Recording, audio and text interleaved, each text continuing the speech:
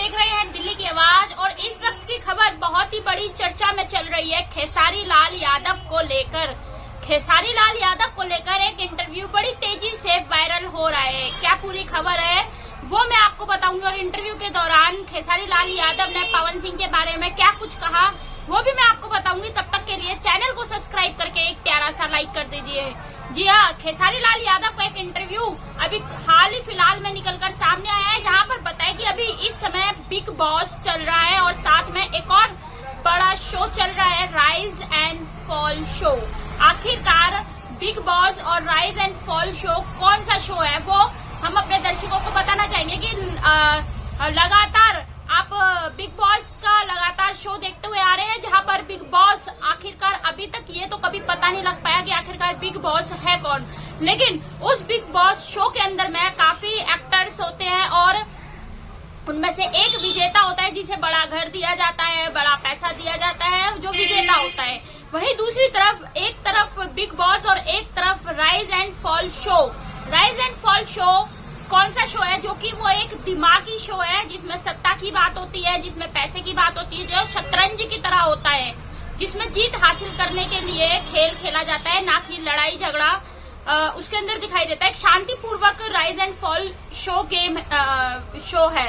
अगर आपने नहीं देखा है तो एक बार जरूर देखें। बाकी राइज एंड फॉल शो में पहुंच चुके हैं अब power star Pawan Singh. Rise and fall show में पहुंचे हैं। वहीं पर अक्षरा सिंह की कुछ सहेलियां भी राइज एंड फॉल शो में पहुंची हैं। तो पावर स्टार पवन सिंह को समर्थन करने के लिए सबसे बड़ा हाथ खेसारी लाल यादव ने दिया है। हाथ भी और साथ भी खेसारी लाल यादव ने साफ इंटरव्यू में कहा है कि आज तक बड़े बड़े शो हुए हैं जिस शो में अलग अलग इंडस्ट्रीज के लोग जाते हैं, लेकिन अभी तक भोजपुरी इंडस्ट्रीज से आज तक कोई भी वहां पर शो में नहीं गया है और अगर गया भी है तो जीत के नहीं आया है। लेकिन अब पहला चांस पवन भैया को मिला है जो कि राइज एंड फॉल शो में गए हैं और वहां पर वोटिंग के जरिए जिताना होता है। तो खेसारी लाल यादव ने कहा है कि पवन भैया मेरे बड़े भाई हैं और मेरे जितने भी समर्थक हैं, खेसारी लाल ने कहा है कि मेरे खुद के जितने भी समर्थक हैं, मैं सबको कहूंगा कि पवन भैया को राइज एंड फॉल शो में वोटिंग करें और ज्यादा से ज्यादा वोट देकर उन्हें जिताएं।